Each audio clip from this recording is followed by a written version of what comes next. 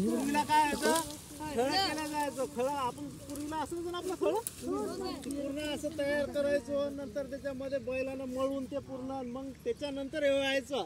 म्हणजे एक गोष्ट लक्षात घ्या, मेहनत केल्याशिवाय काही मिळत नाही. आता उलटा आपण त्याचा टाइम घेतला, त्याचं काम आपण बंद केलं, पण ते तुम्हाला ते कळलं पाहिजे. त्या दृष्टिकोनातून आपण या ठिकाणी मार तू कशाला, मी नाही, तू कशी मार. आता त्याचीच मुलाखत घेऊन आपण इकडून व्हा असे. किती वेळ लागतो मोबाईल आण रे, पुढे आण समोर आहे. चढला मला हा ते बघा त्या काकू काय म्हणतात, त्याच्यावर ते घाटे तुटतात ना त्याचे, त्याच्यावर पाय नाही पडला पाहिजे आपला, त्या घाटाचं नुकसान होत असते, ते वेचावं लागतील ना मग परत काम वाढत असते. कळलं का? आता बघा त्यांना काम करत असताना तुम्हाला त्याच्या इथं पूर्ण घाम आलेला दिसतो. कशामुळे आला तो? उन्हामुळे, काम केल्यामुळे आला. त्याच्यामुळे आपल्याला कामाची सवय असली पाहिजे. शनिवार रविवार आपण आई बाबा सोबत शेतात गेलं पाहिजे. नसल तर तरी काय आई वडील शेतात जात नाहीत का? कामाला जात नाही का? मग तुम्हाला त्याचं मग का नाही तुम्हाला लहान नाही असं का नाही? आता तुझ्या वयात केलेलं आहे, मी आजही कापू शकतो. मेहनत केल्याशिवाय काही मिळत नाही. लक्षात आलं का? जोपर्यंत आपण मेहनत करणार नाही तोपर्यंत आपल्याला काही मिळत नाही. शाळेत तसंच आहे, जोपर्यंत अभ्यास करणार नाही तोपर्यंत तुम्हाला चांगले मार्क पडतील का? आपल्याला शिकायला कष्टाचं महत्व काय आहे. या भागाला करतो बाबाच काम चालू द्या. या इकडे इथं या पूर्ण, हा असं पूर्ण फिरव, इथे फिरव. त्याचा हे असताना इथं उभे राहा. बघा आता जी कविता आपण शिकून आलो त्या कवितेमध्ये इकडे या पोरी त्याचा पाय नको देऊ. पाय कुठं पडायला नको असं इथं या.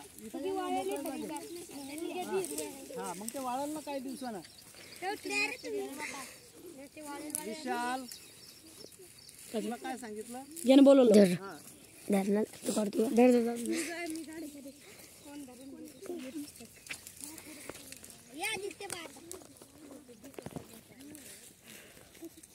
हे बघा जी कविता आपण शिकून आलेलो आहे ती कविता कोणाची आहे? बहिणाबाई चौधरी. त्या निरीक्षर होत्या, त्यांना लिहिता वाचता येत नव्हतं, परंतु त्या उत्कृष्ट गायिका सुद्धा होत्या. आणि ज्यावेळेस त्या शेतामध्ये या पद्धतीनं काम करायच्या त्यावेळेस त्यांना अशा या कामामध्येच काही ओव्या सुचायच्या. आणि मग त्या काम करत असताना इकडे असा इथं घे मोबाईल. अशा पद्धतीनं आपलं हे काम करत असताना त्यांना त्या ओव्या सुचायच्या. आणि त्यावेळेस त्या जी गीतं म्हणायच्या तीच गीतं आज पूर्ण महाराष्ट्रात, संपूर्ण महाराष्ट्रात गाजलेली आहेत आपल्या.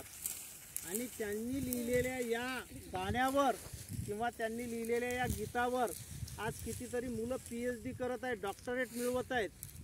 असं काही नसतं की कोणी शाळेत गेलं नाही म्हणजे तो शिकत नसतो. बहिणाबाई चौधरी तर कोणत्याच शाळेत गेलेल्या नव्हत्या, मग तरीसुद्धा त्यांना हे कुठून आलं तर हे उपजत असतं. म्हणून आपल्यामध्ये सुद्धा एक विचार करण्याची शक्ती असली पाहिजे, कला असली पाहिजेत, मेहनत करण्याची जिद्द आपल्याजवळ असली पाहिजे.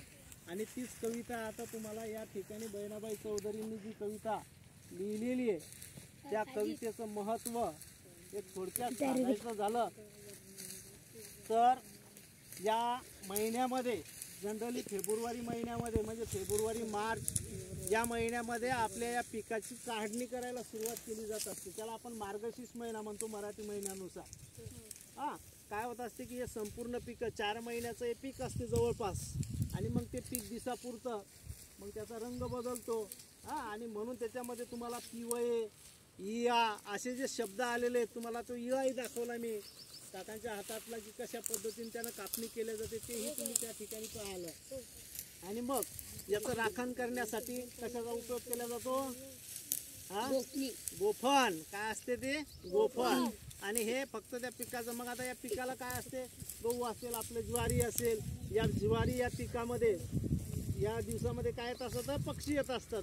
आता त्यांनाही जेवण लागेल ना, जसं आपल्याला 2 टाइम जेवायला पाहिजे तसं त्यांनाही लागेल का नाही. आणि मग ते त्या पिकावर येतात आणि म्हणून ते पक्षी हाकलण्यासाठी त्या गोफणीचा उपयोग केला जातो. आणि म्हणून त्या कवयित्री म्हणतात की आता ह्या गोफणी खाली ठेवा आणि आपल्या या कामाला सुरुवात करा, म्हणजे कापणी करायला सुरुवात करा. आणि ही कापणी झाल्याच्या नंतर मग ते जमा करणे, त्याला खळं बनवणे आणि मग खळं बनवल्याच्या नंतर त्या शेतामध्ये त्याची मळणी केल्या जाते.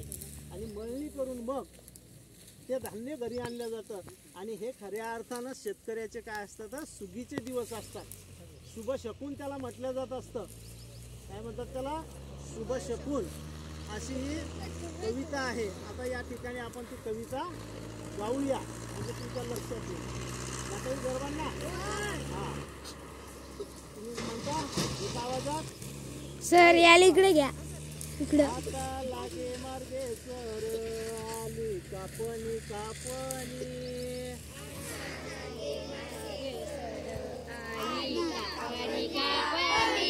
आज करे खाले वरे डाव्या डोळ्याची पापणी,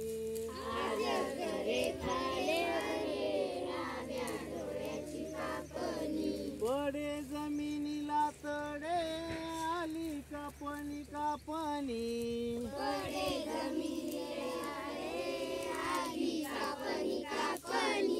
तशी माझ्या डोळ्या पुढे उभी धान्याची मापणी,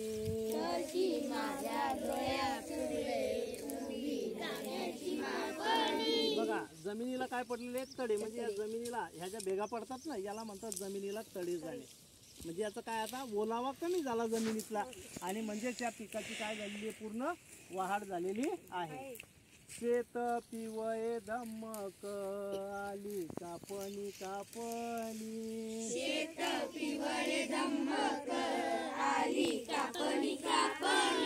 आता धरा रे हिम्मत ये ठेवा पाजूनी,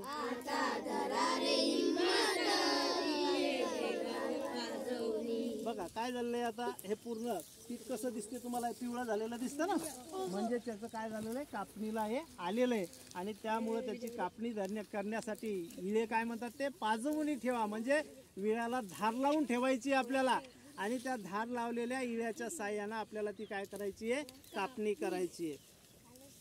पीक पिवळे पिवळे आली कापणी कापणी,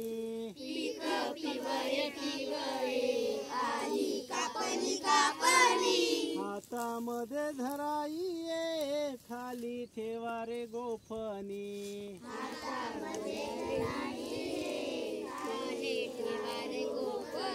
काय म्हणते कवयित्री आपल्याला, की आता तुमच्या ज्या गोफणी आहेत, ज्या पिकावरच्या येणाऱ्या पक्ष्यांना हाकलायच्या, त्या आता तुम्ही घरामध्ये ठेवा आणि तुमच्या कापणीला सुरुवात करा.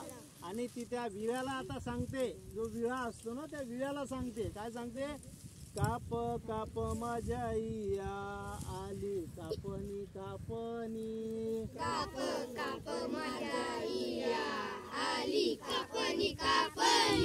काप लागली पिकाची आली डोळ्याले झापणी,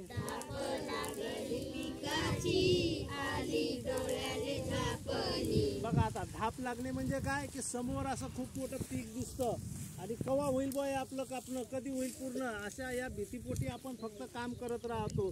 असा जर समजा आता आपल्या काकूना किंवा त्या बाबानं विचार केला तर ते होईल का मग पूर्ण कापणं, नाही होणार. आणि त्यामुळं हळूहळू आपलं काम फक्त आपल्याला चालू ठेवायचं असतं. कॅमेऱ्यावर बोट नको ठेवू रे.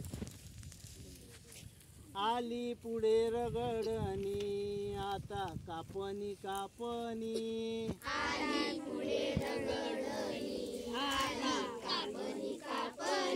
खये करा रे तयार हाती घिसन चोपणी,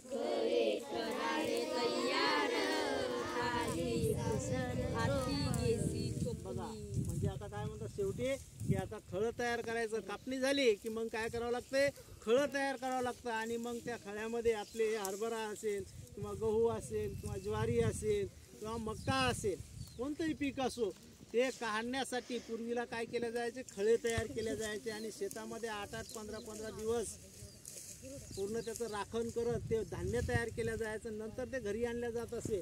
आता मात्र तशी परिस्थिती राहिली का नाही. लगेच आपण मळणी यंत्र बोलवतो, ट्रॅक्टर बोलवतो, लगेच धडधड एका दिवसात काढून घरी आणतो. हा, ही झाली आधुनिक शेती. याला काय म्हणतात, आधुनिक शेती. पण पूर्वी परंपरागत पद्धतीनं खळं तयार केलं जायचं, त्या खळ्यामध्ये पाणी मारलं जायचं आणि मग त्याच्यावर याची मळणी चालायची आणि मग मळणी झाल्याच्या नंतर त्याची उपणणी व्हायची.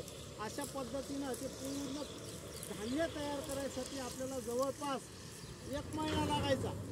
आता आपल्याला तो कालावधी कमी लागतो आणि हा कशामुळं, जे आधुनिक यंत्र आलेले आहेत आता, मग ट्रॅक्टर असेल, मळणी यंत्र असेल, शेताची मशागत करायचं असेल तर नांगरणी असेल, वखरणी असेल, तर यासाठी याचा उपयोग केला जातो. समजली का सर्वांना कविता?